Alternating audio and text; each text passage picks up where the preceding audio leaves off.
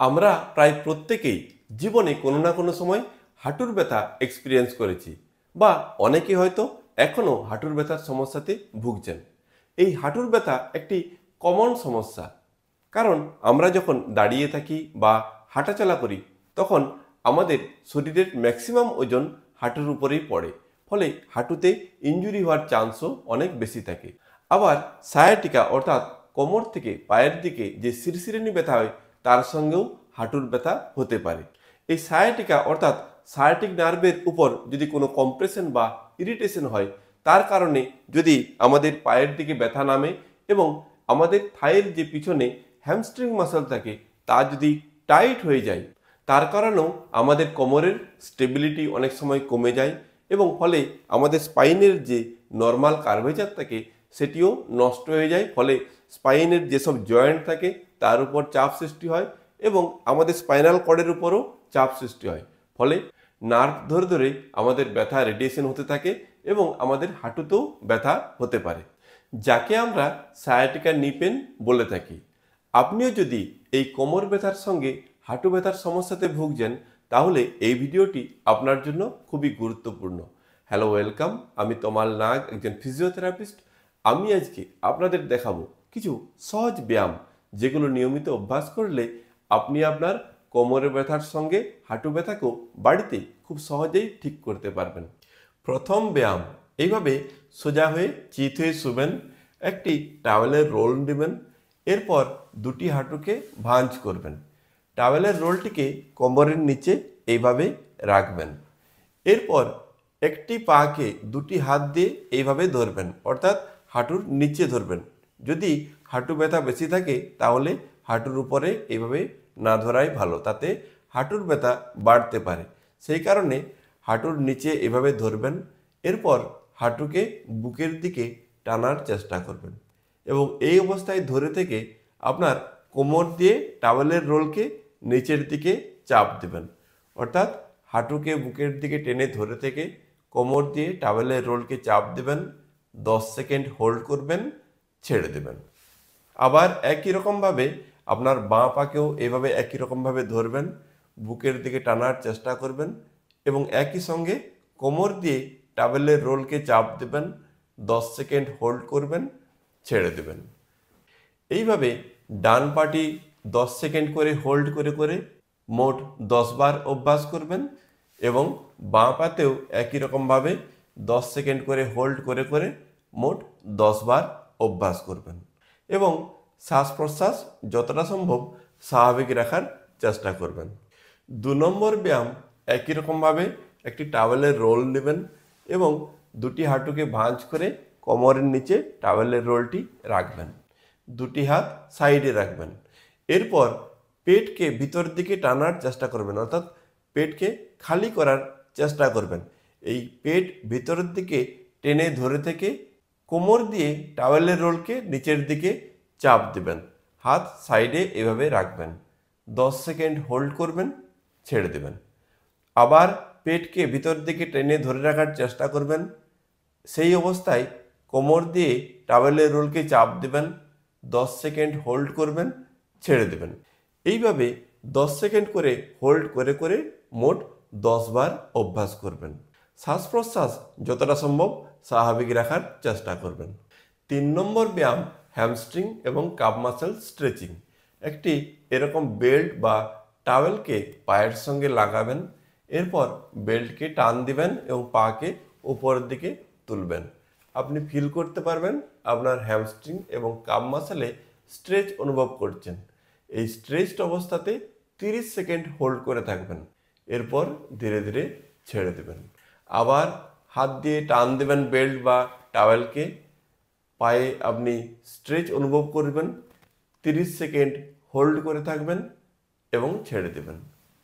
এইভাবে 30 সেকেন্ড করে হোল্ড করে করে ডান পায়ে মোট 5 বার অভ্যাস করবেন এবং বাঁ পাতেও 5 বার অভ্যাস করবেন। 4 নম্বর ব্যায়াম, এইভাবে সোজা হয়ে শুবেন, দুটি হাঁটুকে ভাঁজ করবেন, দুটি হাত এভাবে উপরে রাখবেন। এরপর দুটি হাঁটুকে একবার ডান দিকে নিয়ে যাবেন, তখন দুটি হাতকে বাম দিকে নিয়ে যাবেন, 5 সেকেন্ড হোল্ড করবেন, আবার দুটি হাঁটুকে বাম দিকে নিয়ে যাবেন, একই সঙ্গে দুটি হাতকে ডান দিকে নিয়ে যাবেন, 5 সেকেন্ড হোল্ড করবেন। এইভাবে ডান দিকে মোট 10 থেকে 15 বার এবং বাঁ দিকেও 10 থেকে 15 বার দুটি হাঁটুকে নিয়ে যাবেন। 5 নম্বর ব্যায়াম হাঁটু ব্যথার জন্য। আপনি এইভাবে পা মিলে বসবেন, একটি টাওয়েলের রোল নেবেন, এরপর হাঁটুর নিচে এইভাবে রাখবেন, দুটি হাত পিছনে সাপোর্ট নেবেন, এরপর হাঁটু দিয়ে টাওয়েলের রোলকে চাপ দেবেন, 10 সেকেন্ড হোল্ড করবেন, ছেড়ে দেবেন। আবার হাঁটু দিয়ে টাওয়েলের রোলকে চাপ দেবেন, 10 সেকেন্ড হোল্ড করবেন, ছেড়ে দেবেন। এইভাবে 10 সেকেন্ড করে হোল্ড করে করে মোট 20 বার অভ্যাস করবেন। এই ব্যায়ামটি আপনি 20 বার করে করে আপনার ডান পা এবং বাঁ পা দুটি পায়েই অভ্যাস করবেন। শ্বাস প্রশ্বাস স্বাভাবিক রাখার চেষ্টা করবেন। পরবর্তী ব্যায়াম নিউরাল স্ট্রেচিং। কিভাবে করবেন?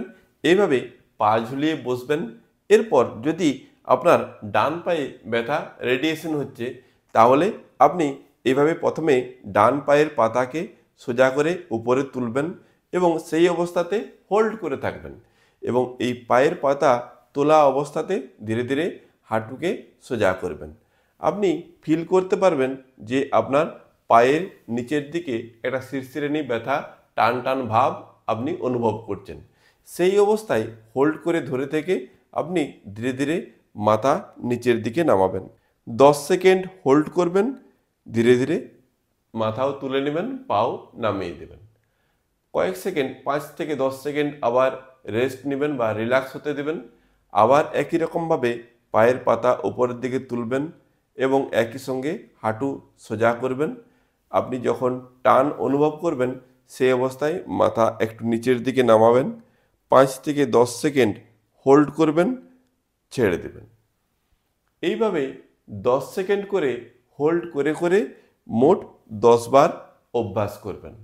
এরপর আপনার হাঁটুর ব্যথা কিছুটা কম হলে আপনার হাঁটুর মাংসপেশির ক্ষমতা বাড়ানোর জন্য পরবর্তী ব্যায়ামটি অভ্যাস করবেন। কিভাবে করবেন?